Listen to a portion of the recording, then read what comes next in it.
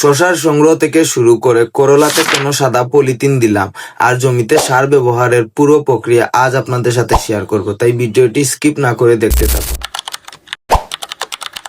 সবাইকে নমস্কার। আজকে আমি আপনাদের দেখাবো শসা সংগ্রহ থেকে শুরু করে করলার যত্ন আর জমিতে সার ব্যবহার পর্যন্ত পুরো প্রক্রিয়া।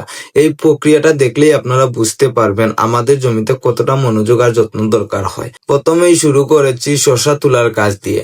আমাদের জমিতে শসা গাছের ফলন মোটামুটি ভালো হয়েছে। প্রতিটি গাছ দেখছি কোন গাছ থেকে কতটুকু শসা উঠেছে। আমরা মনোযোগ দিয়ে প্রতিটি শসা আলাদা করেছি যাতে কোনো দানা বা ফল নষ্ট না হয়। বড় এবং ছোট শসাকে আলাদা রাখা হচ্ছে। প্রতিটি শসা সাবধানে ধরা হচ্ছে যেন কোনো ক্ষতি না হয়। আমাদের এই শসাগুলো আমরা বাজারে বিক্রি করছি না, এগুলো আমরা আমাদের নিজের খাওয়ার জন্য তুলেছি।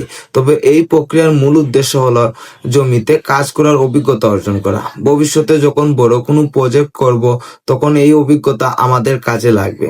তাই প্রতিটি ধাপ আমরা মনোযোগ দিয়ে করি। এই ধাপে কিন্তু সময় একটু বেশি লাগে, কিন্তু জমিতে সঠিক যত্ন এবং সঠিকভাবে শসা তোলা খুবই গুরুত্বপূর্ণ। প্রতিটি গাছের স্বাস্থ্য ভালো করে যাচাই করা হয়। কোনো গাছের পাতা শুকিয়ে গেছে কিনা, কোনো গাছের শসা বেশি পাকা হয়েছে কিনা, সবকিছু যাচাই করা হয়। আমরা চাই জমির প্রতিটি অংশ যেন সঠিকভাবে ফলন উঠুক। শসা তোলার কাজ শেষ হলে আমরা করলা গাছের দিকে মনোযোগ দিই। গাছের মধ্যে কয়েকটি করলা ধরেছে, যেগুলো আমরা সাদা পলিথিন দিয়ে বেঁধে দিয়েছি। এর কারণ হলো গাছের শক্তি এবং পুষ্টি সঠিকভাবে ব্যবহার করা। যখন করলা গাছে অনেক ফল একসাথে ধরতে থাকে তখন গাছের শক্তি সব ফলের মধ্যে ভাগ হয়ে যায়। এর ফলে অনেক ফল ঠিকমতো বড় হয় না এবং পাকা হওয়ার সময় ক্ষতি হতে পারে। তাই সাদা পলিথিন দিয়ে কিছু করলা বাঁধার মাধ্যমে আমরা সেই ফলগুলো আলাদা করে থাকি। এই প্রক্রিয়ায় আমরা গাছের ফলন নিয়ন্ত্রণ করতে পারি এবং নিশ্চিত করতে পারি যে জমি থেকে সর্বোচ্চ মানের করলা তোলা যাবে। যাই হোক, এরপর আমরা জমিতে সার প্রয়োগের জন্য 3টি সার পানির সাথে মিশ্রণ করে থাকি: ইউরিয়া, ডেপ এবং পটাশ। আর আপনারা জানেন ইউরিয়ার কাজ হলো মাটিতে নাইট্রোজেন সরবরাহ করা, যা গাছের বৃদ্ধি বাড়ায়। আর ডেপ দিয়ে ফসফরাস দেওয়া হয়, যা মূলত গাছের মূল এবং ফলের জন্য গুরুত্বপূর্ণ। আর পটাশ দিয়ে গাছকে শক্ত এবং স্বাস্থ্যবান রাখা হয়।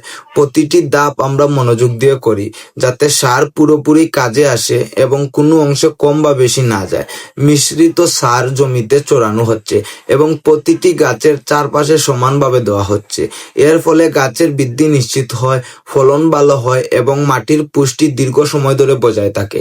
প্রতিটি ধাপ মনোযোগ দিয়ে করা হচ্ছে, প্রতিটি কাজ সঠিকভাবে যাচাই করা হচ্ছে, কারণ আমাদের লক্ষ্য হলো জমি থেকে সর্বোচ্চ ফলন পাওয়া এবং গাছকে স্বাস্থ্যবান রাখা। যাই হোক, আজকের মতো এতটুকুই।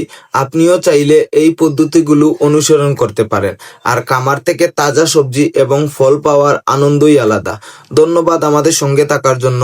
দেখা হচ্ছে পরের কোনো একটি ভিডিওতে। সবাই ভালো থাকেন, সুস্থ থাকেন। হর হর মহাদেব।